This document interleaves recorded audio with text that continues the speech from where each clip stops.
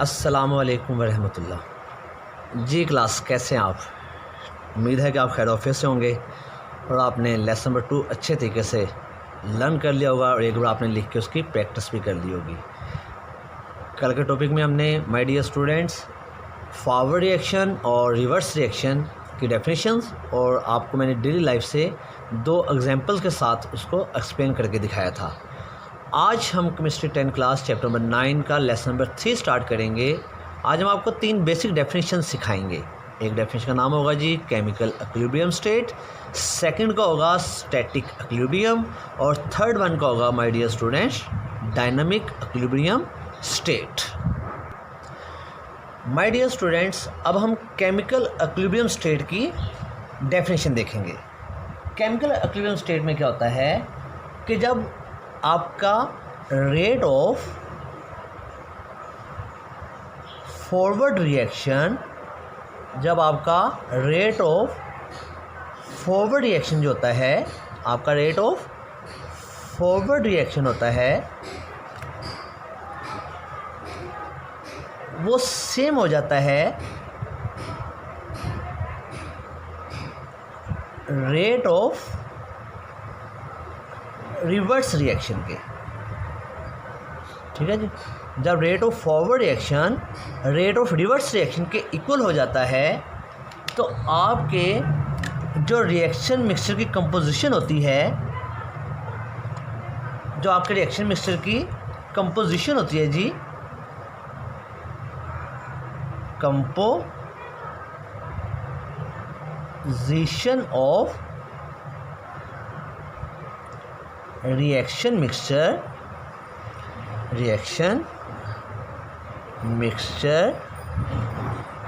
जो आप composition of reaction mixture होती है वो रिमेन्स सेम रहती है जी। क्या रहती है जी? वो रिमेन्स सेम रहती है कि चेंज नहीं होती। केमिकल इक्विलिब्रियम स्टेट का मतलब ये हुआ कि रेट ऑफ फॉरवर्ड रिएक्शन उसी रफ्तार से होगा जिस रफ्तार से रेट ऑफ रिवर्स रिएक्शन होगा। इस सूरत में कंपोजिशन ऑफ रिएक्शन मिक्सचर्स क्या होंगी? सेम रहेंगी। ठीक है जी। अब हम आपको एक्सप्लेन करेंगे कि कंपोजिशन ऑफ रिएक्शन मिक्सचर के सेम रहने से जी रिएक्शन ऑफ कंपोजिशन मिक्सचर क्या है जी? रिमेन्स सेम हो जाती है। कैसे सेम हो जाती है इस बात को एक मिसाल से समझते हैं जी। ये हमारे पास कैल्शियम कार्बोनेट है और ये जब फॉरवर्ड रिएक्शन करेगा तो ये ब्रेक होकर कैल्शियम ऑक्साइड और कार्बन डाइऑक्साइड बनाएगा और जब ये रिवर्स डायरेक्शन में जाएगा तो तब जी कैल्शियम ऑक्साइड और कार्बन डाइऑक्साइड दोबारा कंबाइन होकर क्या बना देंगे? कैल्शियम कार्बोनेट बना देंगे।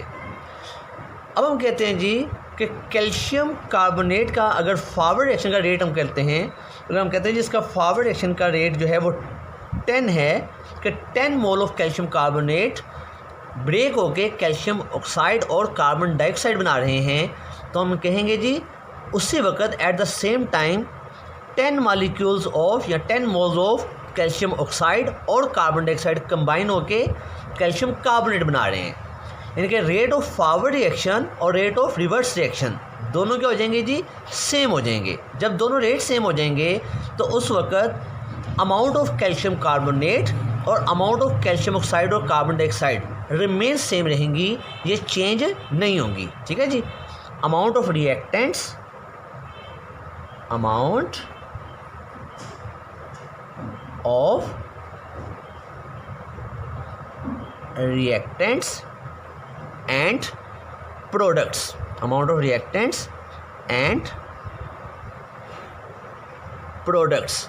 वो क्या रहेंगी जी? सेम रहेंगी। ठीक है जी, रिमेन द सेम रहेंगी, चेंज नहीं होंगी, क्योंकि जिस रफ्तार के साथ जितने अमाउंट कैल्शियम कार्बोनेट की फॉरवर्ड जाएगी उतनी ही अमाउंट में कैल्शियम ऑक्साइड और कार्बन डाइऑक्साइड आपस में रिएक्ट करके उतनी अमाउंट में कैल्शियम कार्बोनेट दोबारा बना देंगे। तो ना तो कैल्शियम कार्बोनेट की अमाउंट चेंज होगी और ना ही कैल्शियम ऑक्साइड और कार्बन डाइऑक्साइड की अमाउंट चेंज होगी, क्योंकि दोनों के रेट क्या हो गए हैं जी? इक्वल हो गए हैं। रेट ऑफ फॉरवर्ड रिएक्शन और रेट ऑफ रिवर्स रिएक्शन दोनों क्या हो गए हैं जी? इक्वल हो गए हैं। माय डियर स्टूडेंट्स, अब हम आज की दूसरी डेफिनेशन देखेंगे जी, जिसका नाम है static equilibrium state. My dear student, ये जो स्टैटिक इक्विलिब्रियम स्टेट होती है, इस पर पहली बात ये देखेंगे कि ये ज़्यादातर फिज़िकल फिनोमिनन में होती है, ठीक है जी, ये ज़्यादातर फिज़िकल थिंग्स में होती है जी। फॉर एग्जांपल एक मिसाल है जी कि एक जो बिल्डिंग होती है, अ बिल्डिंग, जो एक बिल्डिंग होती है रिमेन्स स्टैंडिंग, ठीक है जी, एक बिल्डिंग जो होती है रिमेन्स स्टैंडिंग, वो खड़ी रहती है, नीचे नहीं गिरती। A building remains standing rather than falling down, rather than falling down. एक बिल्डिंग खड़ी रहती है, नीचे नहीं गिरती। क्यों? बिकॉज ऑल द फोर्सेस,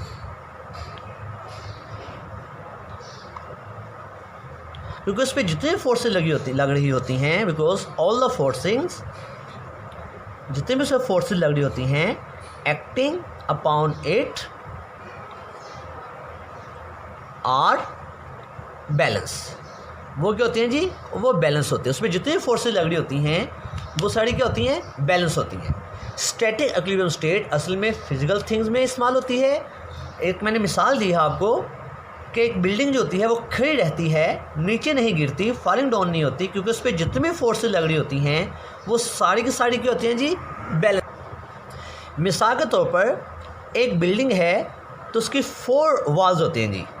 एक उसकी लेफ़्ट साइड पे वॉल होगी जी, एक उसकी राइट साइड पे वॉल होगी, ठीक है जी, एक उसके फ्रंट के वॉल होगी जी, और एक उसके बैक साइड पे वॉल होगी।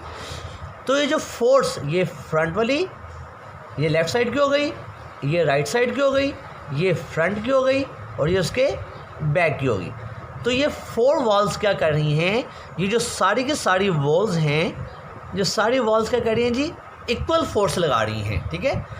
जितनी फ्रंट की वॉल फोर्स लगाएगी अपवर्ड, उतनी ही बैक की जो वॉल है वो अपवर्ड फोर्स लगाएगी।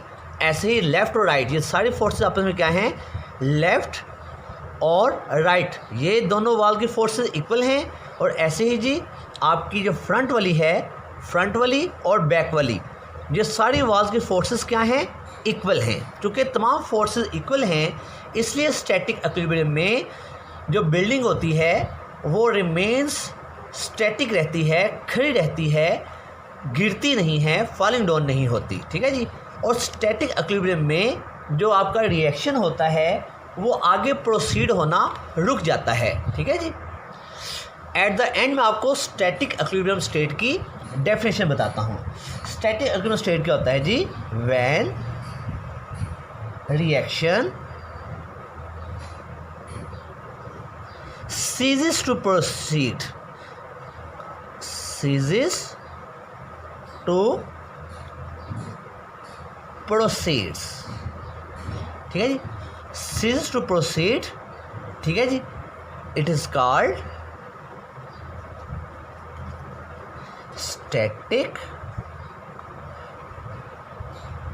equilibrium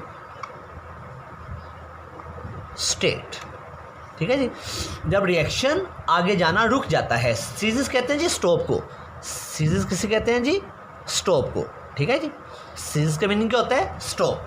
जब रिएक्शन आगे जाना रुक जाता है, ठीक है, प्रोसीड कहते हैं टू फॉरवर्ड, ठीक है जी। जब रिएक्शन आगे प्रोसीड होना बंद हो जाता है तो उसे क्या कहते हैं? Static equilibrium state.